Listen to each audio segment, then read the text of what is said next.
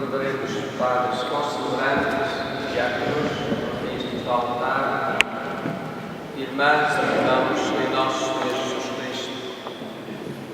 Como dizíamos ao iniciar esta celebração, interrompemos hoje a nossa semana de trabalho para celebrarmos a solenidade do corpo e sangue de Cristo, ou a festa do corpo de Deus, ou ainda simplesmente a festa de corpos, como em alguns lugares é referida. O dia 2 é para louvar, para contemplar a presença real de Jesus no sacramento da Eucaristia. Ao despedir-se dos seus discípulos, antes de subir ao céu, na Ascensão, para ficar sentado à direita de Deus Pai, o mesmo Jesus tinha-os tranquilizado com estas palavras: eu estarei sempre convosco até ao fim dos tempos. Dentre as variadas formas de cumprir esta promessa e de permanecer no meio dos seus discípulos, a mais surpreendente é, sem dúvida, o mistério da Eucaristia. O mistério da Eucaristia com a presença real de Jesus nas espécies do pão e do vinho.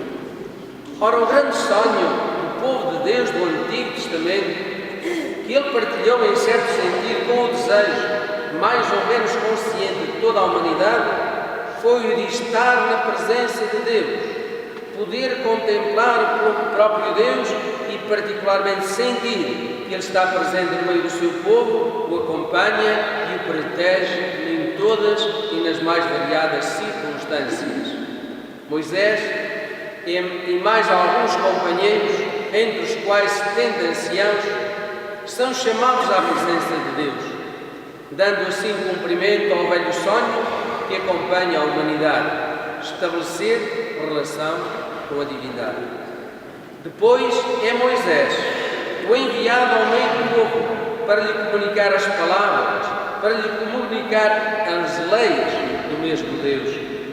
Esta é uma primeira forma de dar cumprimento ao desejo do coração humano de se pôr em contacto com Ele. O povo acolhe esta vinda de Deus ao seu encontro e a seguir cumpre-se mais uma etapa, que é o estabelecimento da aliança.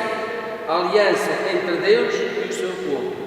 A aliança é de facto um compromisso bilateral da parte de Deus, e esse compromisso fica automaticamente assegurado. Da parte do povo existe boa vontade, é certo, como diz o livro do Êxodo, mas em muitas circunstâncias ela vai ser quebrada, embora selada com o sacrifício do sangue da aliança a que se refere hoje o livro do Êxodo. A história, de facto, veio demonstrar que o compromisso da aliança com Deus foi várias vezes quebrado da parte do povo. Continuava, todavia, o sonho de se atingir uma etapa da história em que o compromisso fosse, de facto, irrevogável, fosse definitivo. Essa etapa da história chegou. E chegou com a pessoa de Jesus Cristo, verdadeiro sacerdote da nova aliança, para selar definitivamente o compromisso da humanidade com Deus e inaugurar a nova aliança.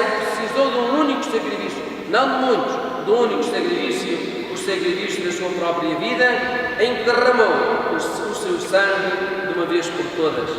É o que nos diz hoje a carta aos Hebreus, ao falar de uma redenção eterna, ligada a este derramamento do seu próprio sangue. Por esta razão, Jesus é de facto, como lembra a mesma carta, mediador de uma nova aliança que purifica de uma vez por todas todos os pecados cometidos na velha aliança e abre as portas à entrada nessa nova aliança da qual Ele é mediador. Esta maravilha do encontro definitivo da humanidade com Deus aconteceu na vida de Jesus toda, mas principalmente com a sua morte e ressurreição. Era necessário agora criar condições objetivas para que os seres humanos de todos os tempos e lugares pudessem entrar nesta mesma nova aliança e que saborearem o cumprimento da promessa de Cristo aos seus discípulos de que permaneceria com eles até ao fim dos tempos. Para dar cumprimento a esta promessa e também para criar essas condições necessárias para todos poderem participar na nova aliança inaugurada com o seu sangue, Jesus inventa uma nova maravilha. E essa nova maravilha chama-se Eucaristia. E o Evangelho de São Marcos hoje, o Evangelho de Marcos faz-nos a descrição da forma como Jesus criou esta nova maravilha. Reuniu-se à mesa com os seus, em contexto de celebração pascal, Páscoa, pegou no pão, pronunciou a bênção, partiu e disse: tomai, isto é o meu corpo. E depois pegou, fez o mesmo, pegou no cálice, deu graças e disse: este é o meu sangue, o sangue da nova aliança, derramado pela multidão. E acrescentou uma afirmação, lembram o Evangelho de Marcos, que liga este gesto da instituição da Eucaristia ao futuro reino que há de vir. Quando Jesus diz, os discípulos ficaram, portanto, com a consciência de que devem repetir o gesto de Jesus na última ceia, instituidor da Eucaristia, não para repetirem o único sacrifício de Jesus, mas para criarem condições que permitam às pessoas entrarem na aliança e também beneficiarem da redenção única ligada também ao único sacrifício de Cristo. É este o significado da Eucaristia hoje, que celebramos aqui e depois aclamaremos pelas ruas da nossa cidade na procissão do corpo de Deus. Celebramos a presença real de Jesus no meio de nós, mas também celebramos o facto de participarmos, de que pela Eucaristia participamos na nova aliança por Ele inaugurada, mas também que acolhemos os benefícios da redenção ligados à morte e ressurreição do mesmo Cristo, incluindo o alimento do pão e do vinho novos para a caminhada em direção ao reino onde o mesmo Jesus nos aguarda, porque a Eucaristia é caminho para o reino. Chegou o momento de reconhecermos, irmãos, que o gesto de Cristo na última ceia, instituidor da Eucaristia, só se repete esse gesto, não o sacrifício, o gesto de Cristo, não, só se repete com a comunidade reunida, e reunida sob presidência de alguém, por ele mandatado através do sacramento da ordem.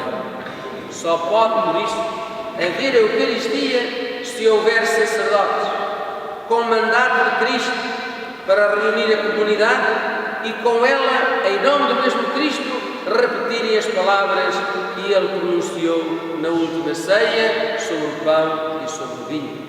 Esta condição, irmãos e irmãs, exige que nós procuremos pedir ao Senhor os sacerdotes necessários para a vida das nossas comunidades e, por outro lado, que criemos as condições objetivas necessárias para que apareçam vocações sacerdotais e possam cumprir a missão que é confiada, sobretudo a de reunir a comunidade e celebrar a Eucaristia. Damos graças ao Senhor, irmãos, nesta quinta-feira, dia santo, para celebrarmos a maravilha da Eucaristia, pelos sacerdotes que o Senhor nos continua a oferecer. Façamos oração incessante pela santificação deles. Saibamos que o sacerdote é dom de Deus, não só para a comunidade ou comunidades que lhe estão confiadas, mas sim para toda a Igreja, e por isso a sua disponibilidade para servir a Igreja e o Reino de Deus, essa disponibilidade não pode ter limites, nem ninguém pode pretender limitá-la, em nome seja do que for.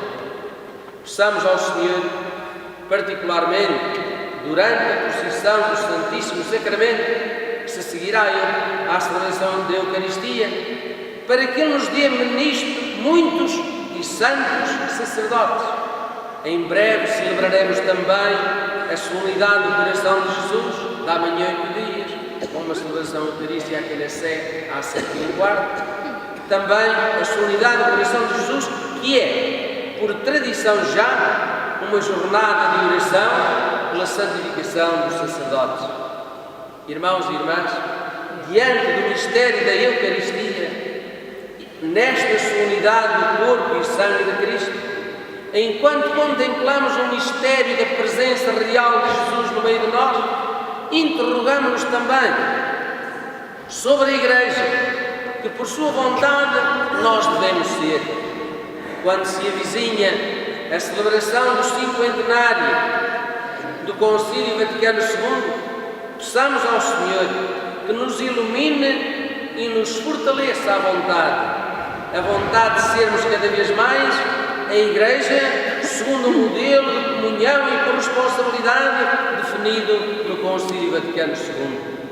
Tenhamos a coragem, irmãos e irmãs, de, diante do mesmo Senhor, nos interrogarmos sobre a forma como estamos a receber ou não as orientações do Concílio e formulemos o propósito de aproveitarmos a celebração deste 50º do mesmo Concílio para refrescarmos o nosso entusiasmo de sermos cada vez mais a autêntica Igreja de Jesus.